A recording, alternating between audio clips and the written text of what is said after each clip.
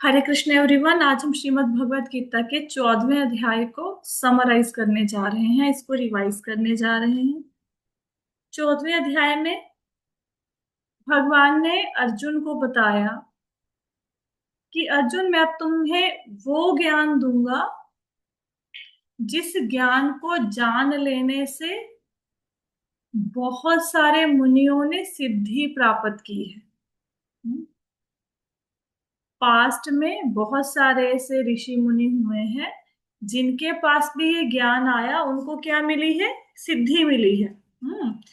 In fact मुक्ति मिली है संसार से। तो फिर भगवान ने अर्जुन को बताया कि अर्जुन, ये जो ज्ञान है, अगर तुम इसको जान लोगे तो तुम मेरे जैसे स्वभाव को प्राप्त कर लोगे।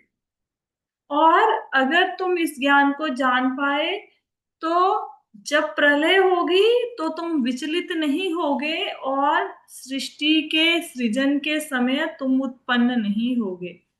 जब प्रलय होती है तो सब लोग कहाँ चले जाते हैं? भगवान विष्णु के उदर में चले जाते हैं, उनके पेट में चले जाते हैं।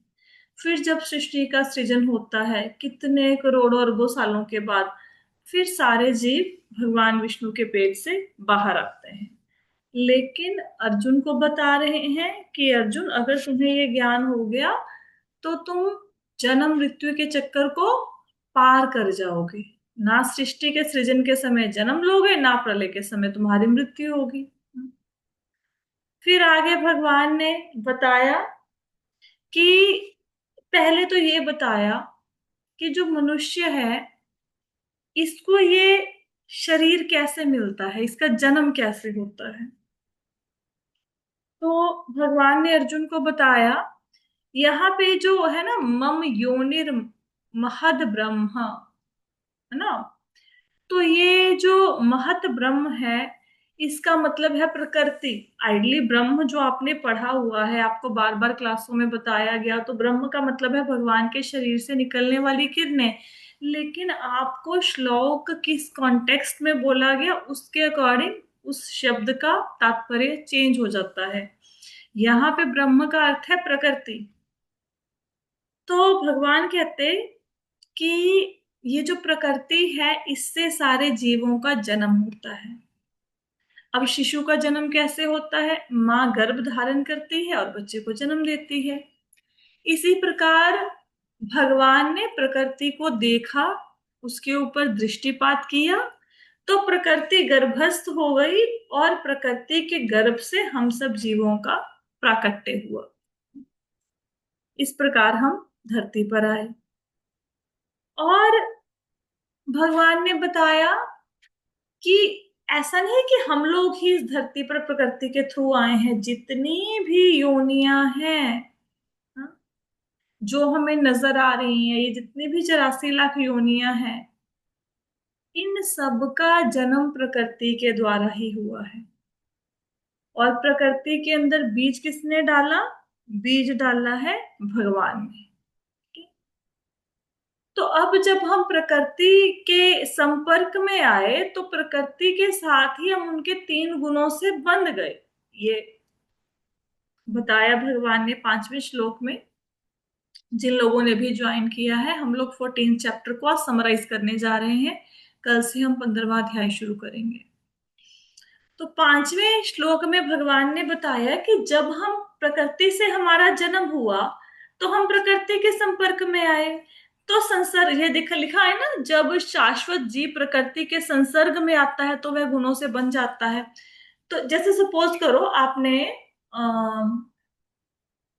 कैसे एग्जांपल दूं, जैसे किसी चीज को मीठे के अंदर डाला, चाशनी के अंदर डाला, सपोज रसगुल्ला बनाया, उसको चाशनी के अंदर डाला। अब रसगुल्ला पहले तो फीका होता है, जब उसको चाशनी के अंदर डालते हो तो चाशनी का जो मीठे का गुण है वो रसगुल्ले में आ जाता है। ऐसे गुण ट्रांसफर हो जाता है ना। चाशनी में डाला, चाशनी के संपर्क में रसगुल्ला आया तो वो मीठे के गुण से बंध गया। इसी प्रकार जब हम प्रकृति के संपर्क में आए तो प्रकृति के अंदर तो प्रकृति के 3 गुण भी हैं, सतोगुण, रजोगुण, तमोगुण। तो उन गुणों से हम बंध गए। कैसे बंध गए?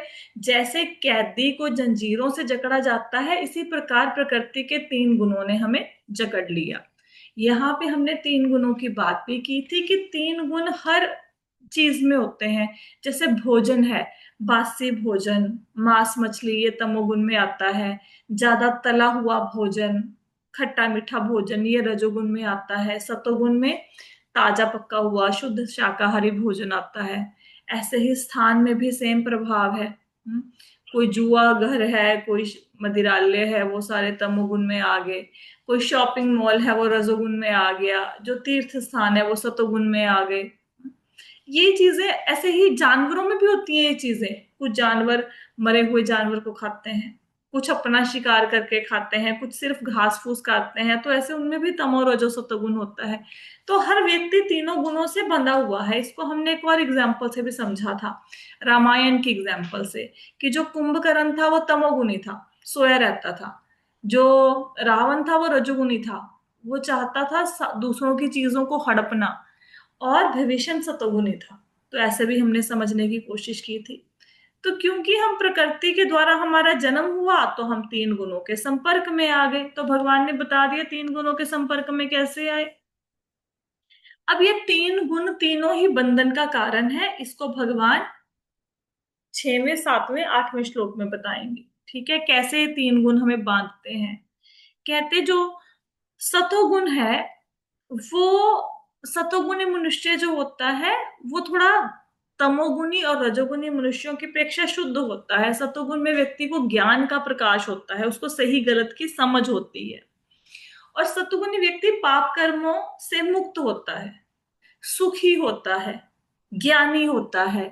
लेकिन यही सुख और ज्ञान उसके बंधन का कारण बन जाते हैं। जैसे सपोज करो, इसको कैसे समझोगे। जैसे अभी आपके घर में आप एसी के नीचे बैठे हो, है ना। अब बाहर जाओगे तो क्या लगेगी, गर्मी लगेगी, है ना।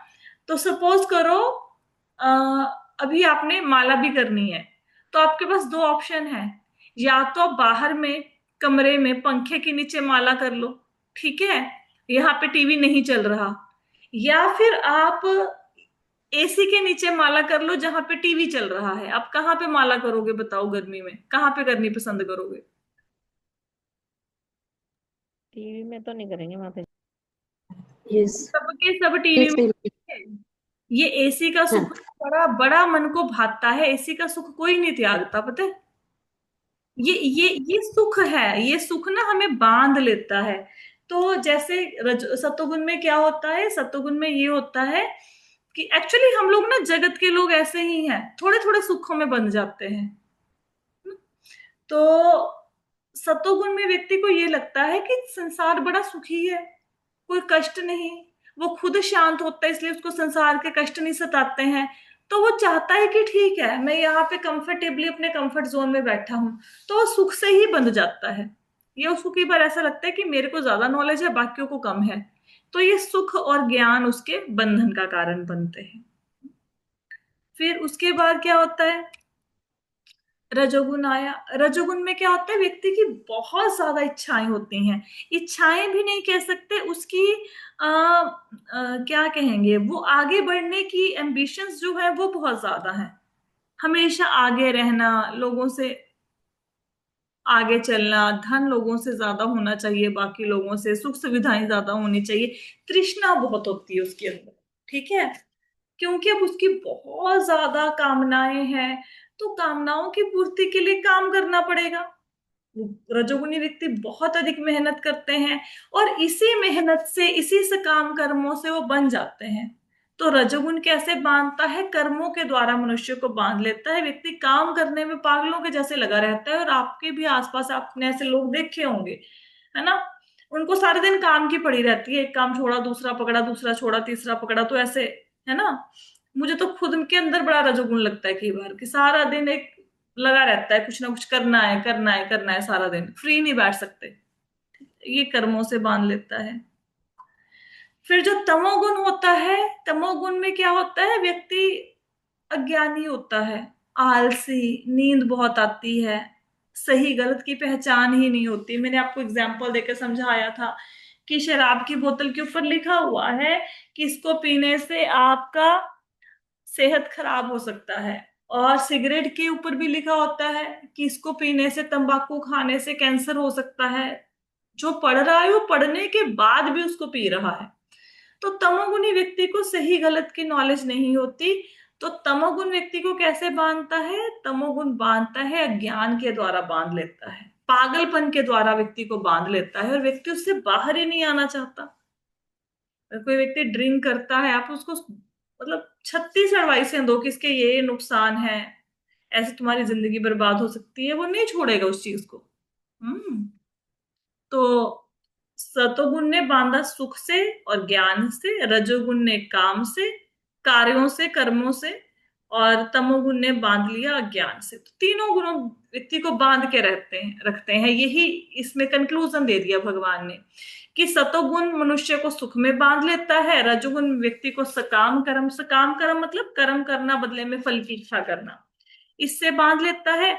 और तमोगुण व्यक्ति के ज्ञान को ढक देता है और उसको पागल कर देता है।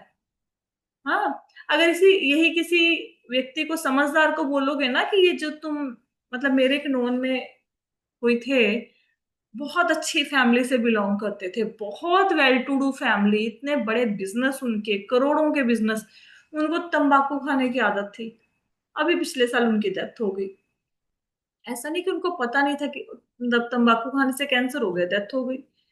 ये थोड़ा है कि उनको पता नहीं था कि मेरी इससे डेथ हो सकती है, बस हटा ही नहीं जा रहा, रहा ही नहीं जा रहा। दुर्योधन ने ये बोला कि ऐसा नहीं कि जो मैं कर रहा हूं मुझे ये नहीं पता कि मैं गलत कर रहा हूं, I know I am wrong, मुझे पता है मैं गलत कर रहा हूं, प्रॉब्लम ये है कि मेरे से रहा ही नहीं जा रहा किए बिना। तो अगर इवन आप हिरण्यकश्यप को, जिसको हम ऐसा समझते हैं ना कि वो बहुत बुरा व्यक्ति था, वाकई में वो था भी, लेकिन जब उसका भाई मरा, हिरण्याक्ष मरा, कभी आप ना भागवतम पढ़ना, उसने अपने परिवार वालों को समझाया कि भाई संसार कुछ नहीं है, हम ऐसे ही मोह में बन जाते हैं। उसने जो अपनी माँ को ज्ञान दिया, जो अपने रिश्तेदारों को ज्ञान दिया, आपको ये लगेगा कोई ब्राह्मण बोल रहा है, बहुत विद्वान। तो ऐसा नहीं कि हिरण्यकश्यप को पता नहीं था कि वो गलत कर रहा है, ही नोस। प्रॉब्लम ये है, रहा ही नहीं जाता किए बिना, बरबस वो गलती हो जाती है। तो इस प्रकार व्यक्ति तीनों गुणों से बंध जाता है। फिर भगवान ने ये कहा कि किसी व्यक्ति को ये नहीं सोचना चाहिए कि अगर वो सतोगुणी है तो सारी जिंदगी सतोगुण में रहेगा, नहीं। इन गुणों में ना ऊपर नीचे होते रहते हैं ये गुण। कभी कभी सतोगुण बहुत ज्यादा हो जाता है, तमो रजोगुण थोड़े हो जाते हैं, कभी तमोगुण बढ़ जाता है, सतो रजोगुण ज्यादा हो जाते हैं, कभी रजोगुण बढ़ जाता है, सतो तमोगुण कम हो जाते हैं। तो इनमें कंपटीशन चलता रहता है, जैसे कुश्ती करते हैं ना पहलवान एक दूसरे से, तो इसी प्रकार ये गुण एक दूसरे से कुश्ती करते रहते हैं एक ढंग से। इवन अगर हमारे पास कोई नहीं भी है, हमें ऐसा लगता है हमारे आसपास के लोग, घटनाएं हमें परेशान कर रही हैं, लेकिन मन ऐसा है कि कई बार ना आपको किसी ने कुछ नहीं भी कहा, कोई प्रॉब्लम भी नहीं है, बस ऐसे ही विचलित रहता है। तो एक गुण का प्रभाव है, किसी पर्टिकुलर गुण का।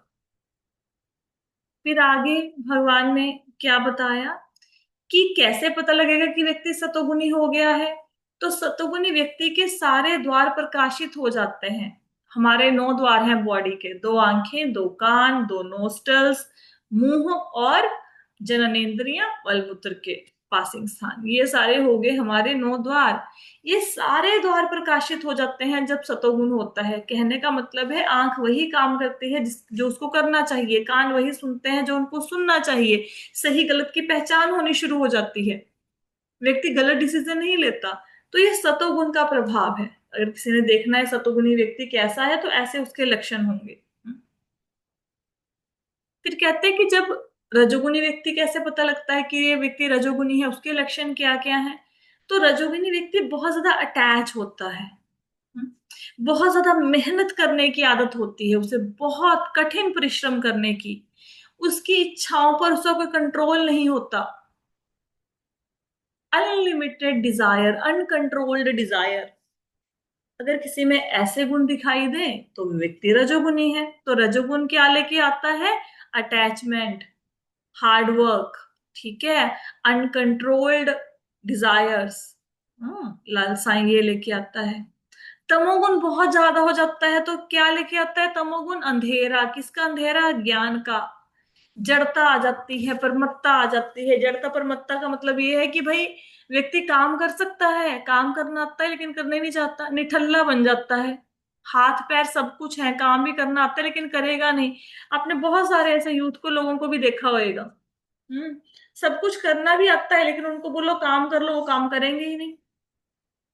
अगर तो सही समय पर किसी व्यक्ति को धन कमाने की आदत पड़ गई, ठीक है। अगर किसी को काम करने की आदत नहीं पड़ी, जिस उम्र में उसे काम करना चाहिए था, वो पूरी जिंदगी लाचार रहेगा, पूरी जिंदगी माँ बाप के सिर पे बोझ बन जाएगा वो व्यक्ति। आदत नहीं पड़ी जिस उम्र में आदत पड़नी चाहिए थी। फिर बॉडी रेस्ट की आदी हो गई। कई कई घरों में आप देखते होंगे, फीमेल्स वो सारा घर चला रही हैं, पैसा भी कमा रही हैं, males are not doing anything. क्यों? क्योंकि वो आदत होगी, वो जड़ता की आदत हो गई है। हम्म। फिर कहते, अब बता दे कि किसी व्यक्ति की मृत्यु होएगी तो क्या होगा? कोई व्यक्ति सतोगुण में मरेगा तो कहाँ जाएगा? ऋषियों के लोकों में। ऋषियों के लोक कहाँ हैं? ये जो धरती के ऊपर के लोक है ना, देवताओं के भी, स्वर्ग से भी ऊपर के लोक हैं, इसमें ऋषि मुनि रहते हैं। ऋषि, महात्मा, सप्त ऋषि, ये सारे ऊपर के लोकों में रहते हैं। तो अगर कोई व्यक्ति सतोगुण में मरेगा तो कहाँ जाएगा? ये जना, महा, तपा, ब्रह्मलोक, सत्यलोक, इन जगहों पे जाएगा सतोगुनी व्यक्ति। रजोगुण में मरेगा तो कहाँ जाएगा? सकाम कर्मियों के बीच में जन्म लेगा। मतलब ये है कि जो लोग उसके जैसे हैं, जिनको धन कमाने की पागलपन छाया हुआ है, ज्यादा से ज्यादा धन इकट्ठा करने का, चीजों को इकट्ठा करने का, बिजनेस क्लास फैमिलीज बड़ी बड़ी में, उनमें जन्म लेगा रजोगुनी व्यक्ति। तमोगुण में मरेगा तो कहाँ जाएगा? फिर पशु योनि में जाएगा, नीच जोनियों में गिरेगा। या फिर ऐसे घर में जन्म लेगा, यहाँ पे अनपढ़ होंगे सब लोग, पहले से ही मांस मदिरा जुआ ऐसा माहौल होगा, उन घरों में जन्म लेगा। फिर 16वें श्लोक में बताया कि अगर कोई सतोगुनी व्यक्ति कोई कर्म करता है तो उसका क्या प्रभाव होता है। रजोगुनी व्यक्ति काम करेगा तो उसका क्या फल मिलेगा, तमोगुनी व्यक्ति काम करेगा तो क्या फल मिलेगा। तो अगर कोई सतोगुण में पुण्य कर्म किया जाता है तो उसका फल शुद्ध होता है, मतलब आपको लाभ देने वाला होता है।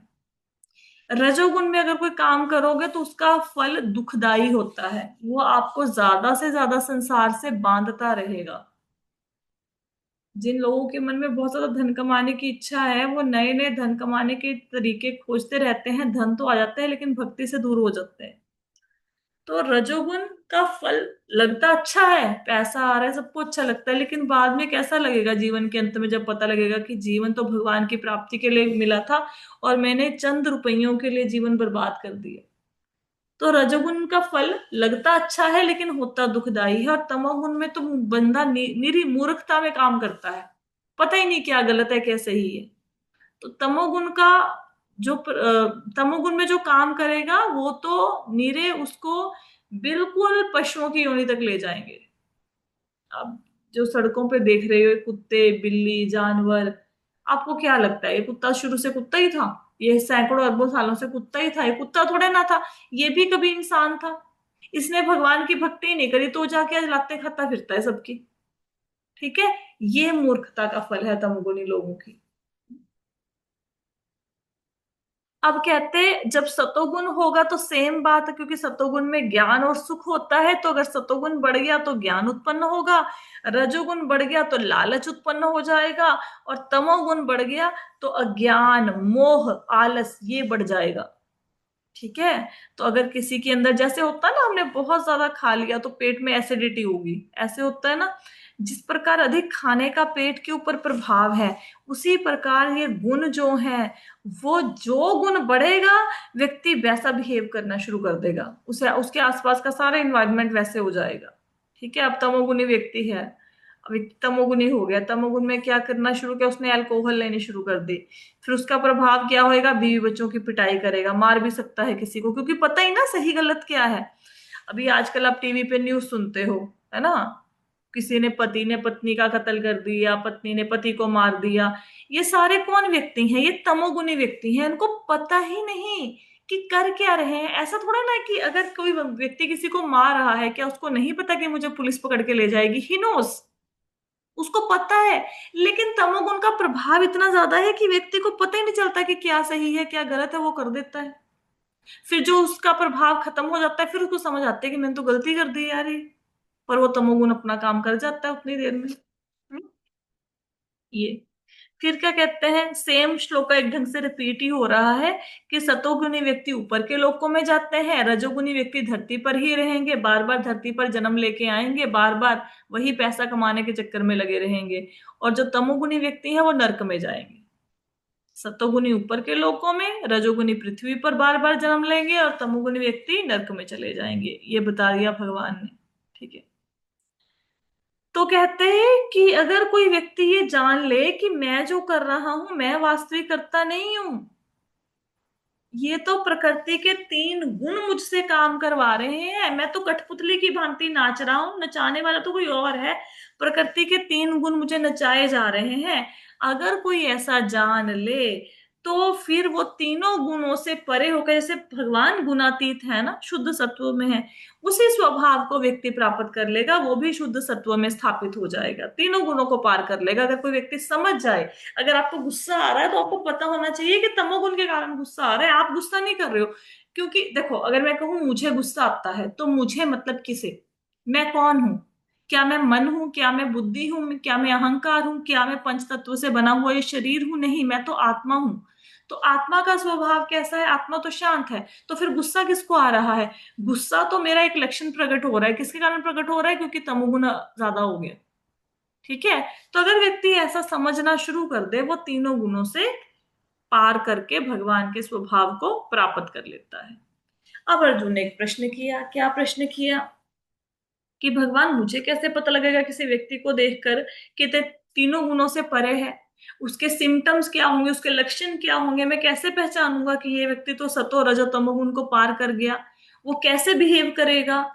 और वह प्रकृति के गुणों को पार कैसे करता है? आप जो कह रहे हो कि व्यक्ति गुणातीत बन जाता है, वो गुणातीत बनता है कैसे है? प्रकृति के गुणों को तो पार करना बहुत मुश्किल है। कोई ना कोई गुण तो रहेगा, सतो रजो तमो, तो कौन सा व्यक्ति इन गुणों को पार करता है, उसका क्या प्रोसेस है? ये भगवान से अर्जुन ने पूछा। तो इसके बाद की स्लाइड्स नहीं बनी थी, तो मैं आपको प्रभुपाद जी की ना भगवत गीता खोलती हूँ, वहां से पढ़ा देती हूँ। Just 1 minute.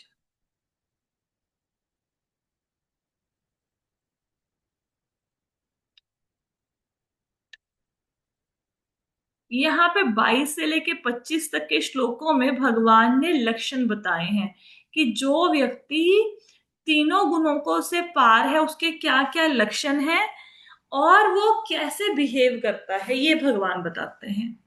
तो क्या कहते हैं भगवान? भगवान कहते हैं कि अगर कोई व्यक्ति इन गुणों से परे है, तो ना तो वो किसी से ईर्ष्या करेगा ना द्वेष करेगा। हम्म? उसके आसपास की घटनाएं, व्यक्ति जैसे मर्जी हो, अच्छे हो बुरे हो, उसके ऊपर इम्पैक्ट ही नहीं पड़ता। हम्म? आप ये देखो कि हमारे घर के लोग अगर सपोर्टिव नहीं है भक्ति में, तो हम कितने विचलित हो जाते हैं, कितने परेशान हो जाते हैं, है ना? हमसे भक्ति नहीं हो पाती ढंग से। लेकिन कितने ऐसे बड़े बड़े संत हुए हैं, मतलब उनकी बीवी उनको लाठियों से पीटती होती थी, लेकिन फिर भी उन्होंने भक्ति की, ऐसे संत भी हुए हैं भारत में। ठीक है। तो वो कैसे भक्ति कर पाए ऐसे माहौल में? क्योंकि वो गुणों से परे हैं, उनके ऊपर आसपास के लोगों का, आसपास की घटनाओं का प्रभाव नहीं पड़ता, हमारे ऊपर पड़ रहा है क्योंकि हम गुणों से बंधे हुए हैं। घर में झगड़ा हुआ, सबसे पहले माला छूट जाती है। हाँ। तो जो व्यक्ति आसपास के लोगों की घटनाओं के प्रति उदासीन रहता है, बिल्कुल न्यूट्रल, उसको कोई नहीं फर्क पड़ता, कोई उसका मान कर रहा है, अपमान कर रहा है, कोई सुख दे रहा है, दुख दे रहा है, सामने मिट्टी पड़ी है, सोना पड़ा है, सामने वाला व्यक्ति मेरा मित्र है, मेरा शत्रु है, कोई व्यक्ति, कोई स्थिति परिस्थिति है, सिचुएशन है, मेरे फेवर में है, मेरे लिए अनफेवरेबल है। ठीक है, उसको कोई फर्क नहीं पड़ता। वो जो भी काम करेगा सिर्फ और सिर्फ भगवान की प्रसन्नता के लिए करेगा, और कोई काम नहीं करेगा। जो ऐसा व्यक्ति होता है, जो ऐसे बिहेव करता है, वो समझो कि प्रकृति के तीनों गुणों को पार कर गया। हम्म। अब ये है लक्षण जो व्यक्ति गुणातीत होता है उसके। आगे प्रभुपाद जी बताएंगे नेक्स्ट श्लोक में। भगवान कहते माता हैं। जी, हाँ जी। माता जी भक्त ही कहेंगे, गुणातीत तो भक्त ही हुआ ना। हाँ भक्ति होंगे, और तो कोई गुणातीत हो ही नहीं सकता। लेकिन भक्त मतलब शुद्ध भक्त। जैसे हिज ग्रेस गोपाल कृष्ण गोस्वामी महाराज के ऊपर किसी ने थूक फेंका, तो उन्होंने गुस्सा नहीं किया, उन्होंने थूक को साफ के उस व्यक्ति को बोला कि अभी जो मेरे शिष्य हैं वो बहुत गुस्सा करेंगे, तुम जल्दी से जल्दी यहाँ से स्थान को छोड़ के भाग जाओ। फिर महाराज जी ने महाराज जी ने कहीं जाना था, वहां से भी पूछा अपने शिष्यों से कि क्या वो व्यक्ति स्थान छोड़ के चला गया, उसको जल्दी वहां से भगाओ, हो सकता है उसके ऊपर कोई अटैक ही ना हो जाए। अब हमारे फेस पे कोई व्यक्ति थूक दे, हम तो उसकी जान ले लेंगे। ये शुद्ध भक्तों के लक्षण हैं। शुद्ध भक्त प्रकृति के तीनों गुणों से पार होते हैं। जी माता जी। कि अब क्या कहा, कहते अब क्वेश्चन मार्क फिर वही लग गया कि भाई हमें भी पार जाना है, रजो सतो तमोगुण से हम कैसे जाएंगे। तो उसके लिए तरीका बता दिया, भक्ति योग। भक्ति योग के सिवाय कोई तरीका नहीं है जिससे आप गुणों से पार हो जाएं। भक्ति योग का मतलब क्या है? मंत्र चैंट करना, भगवान की सेवा करना, मंदिर में जाके कोई सेवा कर सकते हैं। और क्या कर सकते हैं आप? भगवान के चरणों में रखे हुए तुलसी दल की सुगंध ले सकते हैं, भगवान के गले में जो माला पहनी है उसकी सुगंध ले सकते हैं, श्रवण कर सकते हैं, कीर्तन कर सकते हैं। ये सब भक्ति योग है। तो ये भक्ति योग के मार्ग पर चलकर गुणों को लांग सकता है व्यक्ति। तो सबसे पहले जब वो इस रास्ते पे चला, गुणों को उसने पार किया, सबसे पहले उसको क्या अनुभूति होती है, क्या एक्सपीरियंस करता है, क्या रियलाइजेशन होती है? सबसे पहले रियलाइजेशन होती है ब्रह्म की। ब्रह्म मतलब भगवान के शरीर से निकलने वाली किरणें। फिर धीरे धीरे उससे ऊपर होके वो परमात्मा के दर्शन करता है, और फिर उसको एट लास्ट में भगवान की भी अनुभूति होनी शुरू हो जाती है। तो ब्रह्म के स्तर पर पहुंचने का मतलब ये है कि भगवान के शरीर से निकलने वाली किरणों, उन उनके वहां तक वो व्यक्ति पहुंचता है पहले, फिर परमात्मा तक, और फिर धीरे धीरे प्रोग्रेस करता करता भगवान तक व्यक्ति पहुंच जाता है। तरीका गुणों को पार करने का वही है, भक्ति योग, उसके सिवाय कोई मार्ग नहीं है। तरीका बता दिया भगवान ने, भक्ति करो। फिर क्या बताया लास्ट में? फिर भगवान ये बताते हैं कि जो ब्रह्म की, जिसकी मैंने बात की है ना पिछले श्लोक में, भगवान कहते हैं वो मेरे अंदर ही है, वो मेरे से अलग नहीं है। ये ब्रह्म और परमात्मा भगवान से अलग नहीं है, ये भगवान के ही अंश है। ठीक है, तो कहते जो ब्रह्म की मैं बात कर रहा हूं उसका आधार मैं ही हूं। तो भगवान कृष्ण अर्जुन को सीधे सीधे बता रहे हैं कि जो भगवान के पास हम जो जीवन का परम लक्ष्य है, परम सत्य, वो मैं ही हूं, ब्रह्म मेरे से ही निकलता है। हम्म।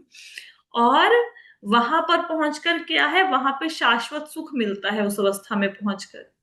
ठीक है, तो ये भगवान ने बताया इस श्लोक में। इसके साथ ही हमारा 14th चैप्टर यहाँ पे कंप्लीट होता है। अब किसी का कोई प्रश्न है तो पूछो। माता जी, हाँ जी। माता जी, ये पूछना था, ये जो ब्रह्मवादी होते हैं और ये जो मायावादी है, दोनों अलग अलग होते हैं कि एक ही है दोनों? एक ही है, एक ही है ब्रह्मवाद। ये कहते हैं कि भगवान निराकार है, उनका आकार नहीं है, तो फिर कहेंगे मतलब उनको ये जो किरणें हैं भगवान के शरीर से निकलने वाली, यही सब कुछ है। मतलब वो भगवान के साकार रूप को नहीं मानते कि भगवान का एक तो मा- पर्सनैलिटी है, भगवान का एक व्यक्तित्व है, वो नहीं मानते वो। तो माता जी, ये जो ब्रह्मवादी होते हैं, जैसे योगा लेटर आपने समझाई थी, तो ये ब्रह्मवादी तो भक्तों की कैटेगरी में नहीं आते? ब्रह्मवादी धीरे धीरे ना प्रोग्रेस करेंगे अपने जीवन में, धीरे धीरे। ठीक है, फिर वो मतलब ब्रह्मवादी का होगा क्या, ये जो मायावादी हैं ये लोग भगवान के शरीर से निकलने वाली किरणों में मिल जाएंगे। वो तब मिलेंगे अगर उस प्रोसेस को बहुत अच्छे से फॉलो कर रहे हैं, तब मिलेंगे। जिस भी मार्ग पर लगे हुए हो वहां पे अच्छे से लगे रहेंगे तो। लेकिन उसमें भी दो कैटेगरी हैं। एक तो व्यक्ति है जिनके मन में कोई इच्छा नहीं रही, ठीक है, लेकिन बहुत सारे व्यक्ति ऐसे होते हैं मन में इच्छाएं भी हैं और निराकार की उपासना भी कर रहे हैं। वो व्यक्ति फिर से वहां से गिर जाएंगे, भगवान के शरीर की किरणों में मिलेंगे, फिर वहां से गिर जाएंगे क्योंकि मन में इच्छाएं रहेगी, फिर धरती पर आके जन्म लेंगे। ठीक है माता बेसिकली ब्रह्म में जी। लीन होना मतलब इसको स्पिरिचुअल सुसाइड कहते हैं। ठीक है, अब जैसे सपोज करो आप भगवान के लिए भोग लगाते हो, भगवान की सेवा करते हो, भगवान का श्रृंगार करते हो। अगर आप एक किरण बन गए, तो किरण बन के आप कैसे सेवा करोगे? तो क्या करोगे किरण बन के? किरण बनने में कोई आनंद है ना? आप प्रसादम खा सकते हो ना, आप भगवान के साथ प्रेम का आदान प्रदान कर सकते हो, तो उसमें कोई, इसको स्पिरिचुअल सुसाइड कहते हैं, आध्यात्मिक आत्महत्या कहते हैं इसको, ब्रह्म में लीन होने को। हाँ जी, बताइए माता जी। ठीक है माता जी। ठीक है माता माता जी, जी। हम्म। माता जी एक बात बताइए। जो अपने महाराज जो होते हैं, गुरु महाराज, ये हम्म। तो सारे तो शुद्ध सत्व में ही आते हैं ना? गुरु महाराज, देखो गुरु महाराज भगवान के रिप्रेजेंटेटिव होते हैं। अब गुरु महाराज, किसने किस गुरु को फॉलो किया, वो अब गुरु की भी तो कैटेगरी है ना। अब किसी ने स्वरूप सिद्ध व्यक्ति को गुरु बनाया, जिसके जो गोस्वामी है, जिसका अपनी इंद्रियों पे कंट्रोल है, फिर तो वो शुद्ध सत्व में स्थित आप मान सकते हो कि गुणातीत हो जाएगा। ठीक है, लेकिन अब आजकल पाखंडी गुरु बहुत हैं। अब उनको गुरु बनाओगे तो वो गुणातीत थोड़े ना है। चाय कॉफी गुरु खुद ही पिए जा रहे हैं। ठीक है, बहुत सारे नहीं, हम तो मैसेज अपने आते हैं। इस्कॉन की बात कर रहे हैं ना। देखो, गुरु को भगवान का प्रतिनिधि ही मानना चाहिए। गुरु को साधारण मनुष्य नहीं मानना चाहिए। तो जो साधारण मनुष्य नहीं है, भगवान का रिप्रेजेंटेटिव है, तो बट ऑब्वियस है कि वो गुणों की अवस्था से पार है। ठीक है माता आप जी। कभी देखना, आप अपने गुरु महाराज का स्वभाव देखना कभी।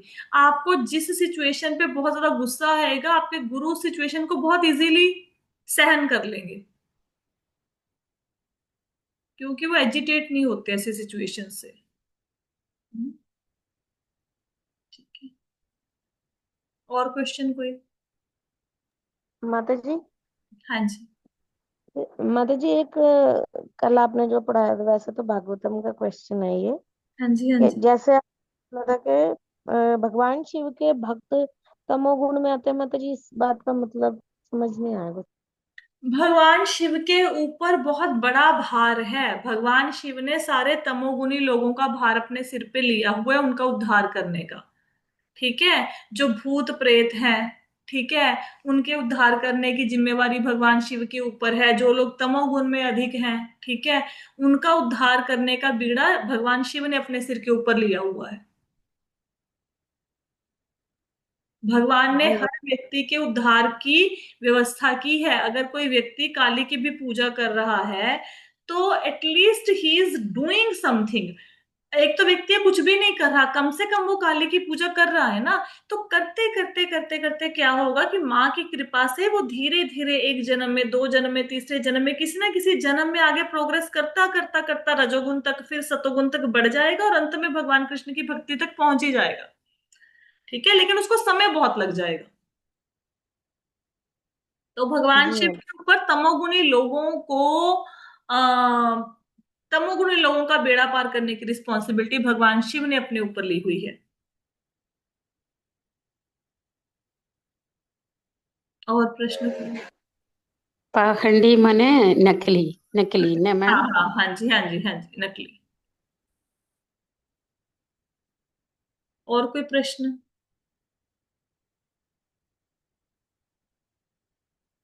नहीं? ठीक है, तो कोई प्रश्न नहीं है अभी। अभी आज की क्लास को यहीं पे विश्राम देते हैं। कल हम 15th चैप्टर स्टार्ट करेंगे। हमारे 3-4 चैप्टर रह गए हैं। जब आप ये भगवत गीता के लेक्चर सुनोगे ना, बहुत अच्छे से, जितने भी मेरे लेक्चर्स भगवत गीता के हैं, उसके बाद आप भगवत गीता को पढ़ोगे, आपको भगवत गीता वाकई में समझ आनी थोड़ी थोड़ी शुरू हो जाएगी। फिर आप ना पेज दर पेज ऐसे भागोगे नहीं, पलटोगे नहीं। तो थोड़ा सा इनको सुन लिया करो, जब भी समय लगे तो जरूर सुनना। या फिर अगर आपने किसी श्लोक को पढ़ना है, तो उससे पहले थोड़ा लेक्चर सुन लो, फिर उसके साथ अच्छे से लिंक बैठ जाएगा आपका श्लोक के साथ। ठीक है, तो